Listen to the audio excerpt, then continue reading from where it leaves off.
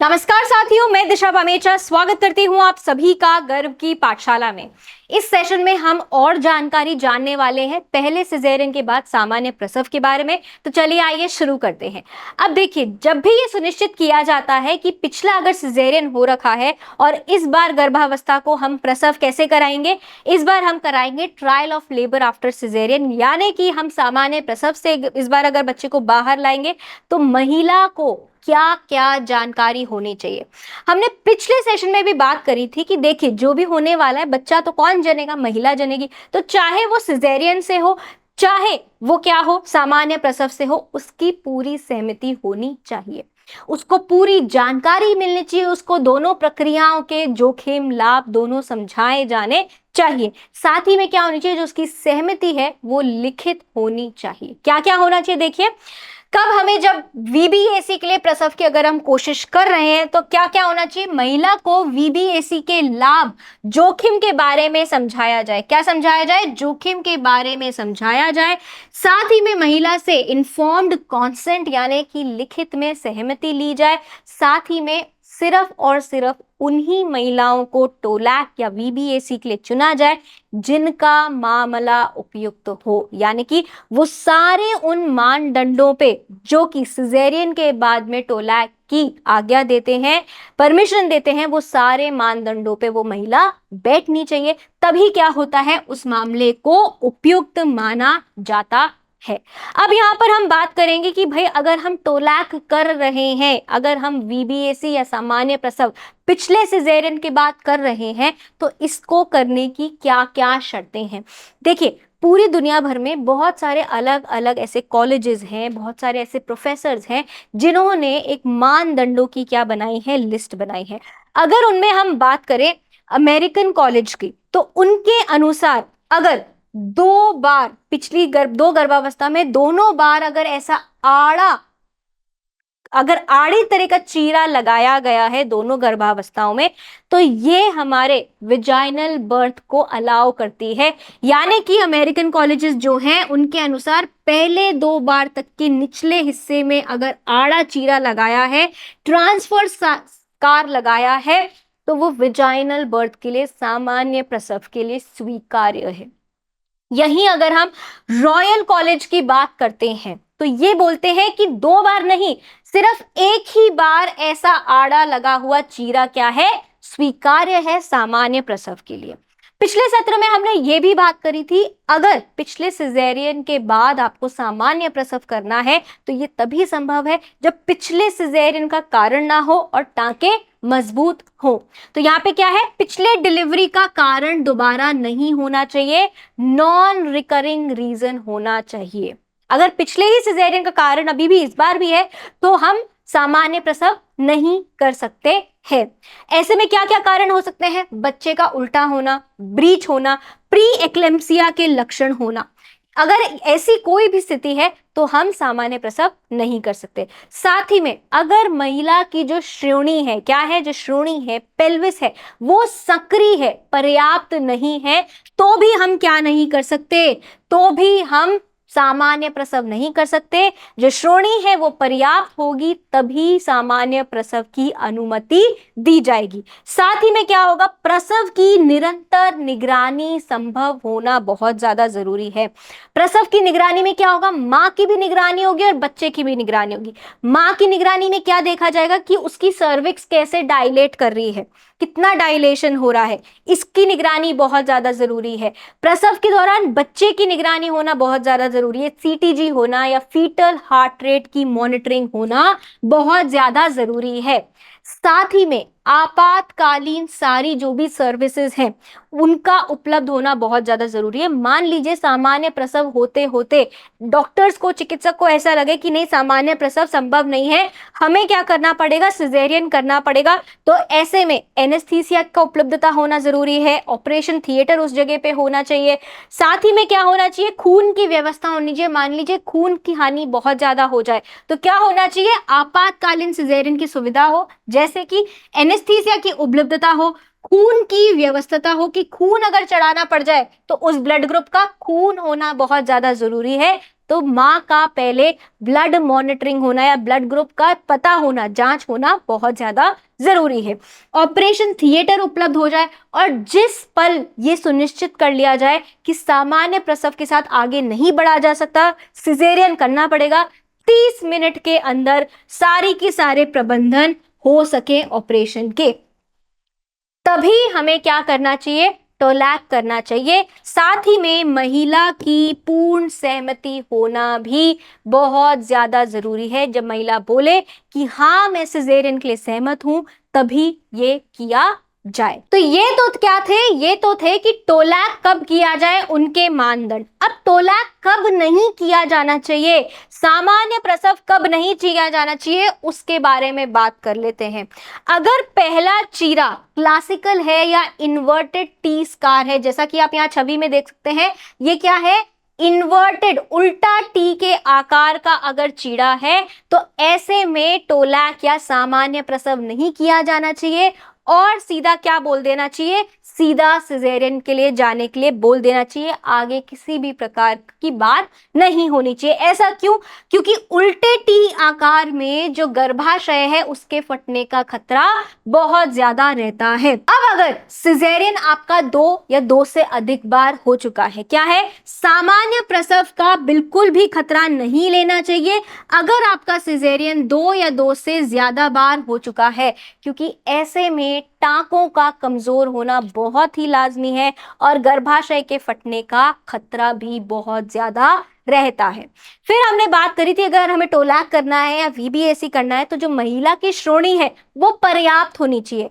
अगर महिला की श्रोणी पर्याप्त नहीं है, श्रोणी सक्रिय है या फिर सिफेलोपेल्विक डिस्प्रपोर्शन है, तो ऐसी स्थिति में जो बच्चे का सर है वो मां की हड्डियों में अटक सकता है और बच्चा क्या हो सकता है, बाहर समय से ना आए और बच्चे का दम घुट जाए। तो अगर श्रोणी सक्रिय है और सिफेलोपेल्विक डिस्प्रपोर्शन है तो यहाँ पे टोलैक बिल्कुल भी नहीं किया जाना चाहिए। साथ ही में अगर गर्भावस्था में प्रसूति से संबंधी कोई भी समस्याएं हैं कि बच्चा अगर उल्टा है या प्री एक्लेम्सिया है या प्लेसेंटा प्रीविया या अक्रेटा है या फिर कोई भी मेडिकल समस्या है, कोई भी गंभीर बीमारी है, तो ऐसे में भी हमारे को टोलैक या वीबीएसी की सहमति या अनुमति नहीं देनी चाहिए। सीधा क्या कराना चाहिए, सिजेरियन कराना चाहिए।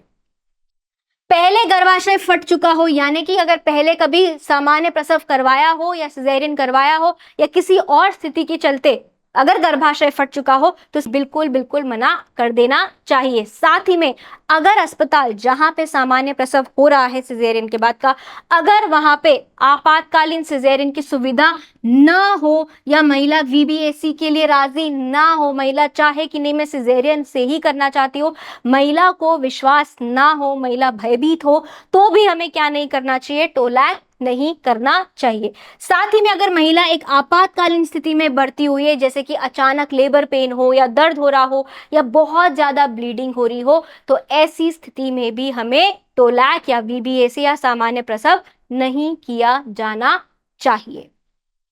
अब अगर हम बात करें यहाँ पे कि जब वीबीएसी किया जाए तो वीबीएसी करने के लिए हमारे पास में क्या क्या प्रबंधन होने चाहिए। तो पहले सिजेरियन के बाद अगर हम सामान्य प्रसव करते हैं तो उसके लिए हमें क्या क्या प्रबंधन होने चाहिए। सबसे पहले तो हमने बात करी थी कि प्राकृतिक रूप से प्रसव पीड़ा होने की या फिर पानी की थैली के फटने का हमें इंतजार करना चाहिए। इससे क्या होता है, जो टांके होते हैं उन पे दबाव बहुत कम पड़ता है। बिना दवाइयों के प्राकृतिक लेबर पीड़ा शुरू हो जिससे पुराने टांकों पर दबाव कम पड़े, अगर जरूरत पड़े तब ही दवाइयों से लेबर को इंड्यूस किया जाए और ऐसे में कोशिश करें कि प्रोस्टाग्लैंडिन्स का इस्तेमाल ना करें, क्योंकि प्रोस्टाग्लैंडिन्स से गर्भाशय का फटने का खतरा बहुत ज्यादा रहता है। क्या रहता है, अगर आपको इंड्यूस करना है, अगर आपको क्या करना है, प्रसव को इंड्यूस करना है, प्रसव खुद से चालू नहीं हो पा रहा है, दवाइयां देनी पड़ रही है, तो प्रोस्टाग्लैंडिन्स का इस्तेमाल ना करें। साथ ही में दवाओं से अगर आप लेबर शुरू कर रहे हैं तो सोच समझकर सावधानी पूर्वक शुरू करें। प्रोस्टाग्लैंडिन्स का इस्तेमाल करने के बजाय फॉलीज कैथेटर का यूज करें। ये मैकेनिकल तरीका है, प्रोस्टाग्लैंडिन से बहुत ज्यादा सुरक्षित है और इसमें गर्भाशय के फटने का जो खतरा है वो भी काफी कम रहता है। साथ ही में आईवी लाइन शुरू करें, रिंगर सोल्यूशन शुरू करें। जो हीमोग्लोबिन है माँ का, उसका हमें पता होना चाहिए। जो हमारा माँ का ब्लड ग्रुप है या क्रॉस मैचिंग है, मान लीजिए अगर प्रसव के दौरान माँ को खून की जरूरत पड़ गई, ब्लड ट्रांसफ्यूजन करना पड़ा, तो उसके लिए ब्लड ग्रुप और क्रॉस मैचिंग का पता होना बहुत ज्यादा जरूरी है। साथ ही में लेबर की मॉनिटरिंग होना, निगरानी होना बहुत ज्यादा जरूरी है। निगरानी कैसे? बच्चे की जो इलेक्ट्रिक फीटल मॉनिटरिंग है वो होना बहुत जरूरी है। क्लिनिकल जांच होना माँ की बहुत ज्यादा जरूरी है कि पुराने सिजेरियन के जो टांके हैं उन पर कोई तनाव का लक्षण तो नहीं है। कहीं आपको ऐसा तो नहीं लग रहा कि वो जगह कमजोर हो गई है कि थोड़ा दबाव फटेगा और गर्भाशय फटने के या पुराने टांके खुलने के ऐसी संभावना हो। ये सब हमें देखना बहुत ज्यादा जरूरी है। इलेक्ट्रॉनिक फीटल मॉनिटरिंग होनी चाहिए जिससे कि बच्चे की धड़कनों की जांच करी जा सके। साथ ही में सर्विक्स के डायलेशन की भी हमारी निगरानी होनी चाहिए कि सर्विक्स का जो मुंह है, गर्भाशय का जो मुंह है, उसकी प्रगति पर हमारी नजर होनी चाहिए। साथ ही में अगर दर्द बहुत ज्यादा हो तो हमारे पास में क्या होना चाहिए? एपिड्यूरल की और एनेस्थीसिया की हमारे पास में प्रबंधन होना चाहिए जिससे कि प्रसव में बाधा भी ना हो और गर्भाशय फटने के में भी पहचान आसानी से की जा सके। लेबर बढ़ाने के लिए अगर हम ऑक्सीटोसिन दे रहे हैं तो ये बहुत ही सावधानी पूर्वक किया जाना चाहिए और ऑक्सीटोसिन की मात्रा ज्यादा नहीं देनी चाहिए। हमने बात करी थी कि अगर ऑक्सीटोसिन की मात्रा ज्यादा हुई तो गर्भाशय के सिकुड़ने का खतरा बढ़ जाता है, कि संभावना बढ़ जाती है, जिससे कि टांके फटने की संभावना बहुत ज्यादा बढ़ जाती है और टांके फटे तो गर्भाशय फटने की समस्या हो सकती है।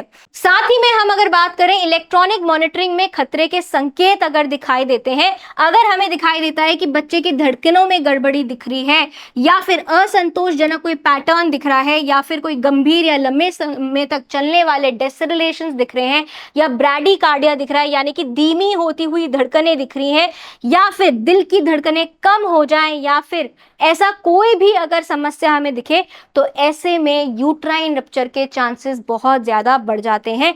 इसी के साथ में अगर हमारे को दूसरी स्टेज में प्रसव को छोटा करने के उपाय अगर करने हो तो फोर्सेप्स से या वेंटूस से, वैक्यूम से प्रसव जल्दी पूरा कराना चाहिए। और ये अगर दूसरा प्रसव है माता का तो तीसरे प्रसव से पहले उसकी नसबंदी करवाने की सलाह देनी चाहिए। यानी कि नसबंदी मतलब स्टरलाइजेशन, की दोबारा माँ गर्भावस्था में ना जा सके या गर्भवती ना हो पाए, गर्भ ना ठहरे, तो सिजेरियन से खतरा बढ़ता है।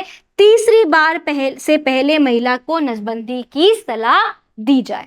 तो देखिए अब ये क्या है, सिजेरियन पहले हुआ है, उसके बाद में सामान्य प्रसव करने की सलाह दी जा रही है। सामान्य प्रसव की कितनी संभावना है उनको देखा जा रहा है। ये जायज सी बात है कि ये थोड़ा सा रिस्की मामला है, पर ये ऐसा नहीं है कि नहीं हो सकता है। अगर हम सारे मानदंडों को, सारी संभावनाओं को, सारे जोखिमों को साथ लेके चलें, बहुत ही हम सावधानी पूर्वक चलें तो ये जरूर हो सकता है। पहले सिजेरियन के बाद सामान्य प्रसव किया जा सकता है, इसमें कोई बहुत बड़ी बात नहीं है। लेकिन हमारे सारे जोखिमों को, सारे फायदों को साथ में लेकर चलना होगा। जो स्थिति हमारे सामने है उसको हमें एक्सेप्ट करना होगा और सबसे बड़ी बात, महिला की सहमति बहुत ज्यादा जरूरी होती है। तो उम्मीद करती हूँ कि आपको पहले सिजेरियन के बाद सामान्य प्रसव के बारे में जितने भी सवाल थे उन सभी सवालों के जवाब मिले होंगे। मैं मिलूंगी आपसे अगले सेशन में, तब तक के लिए धन्यवाद।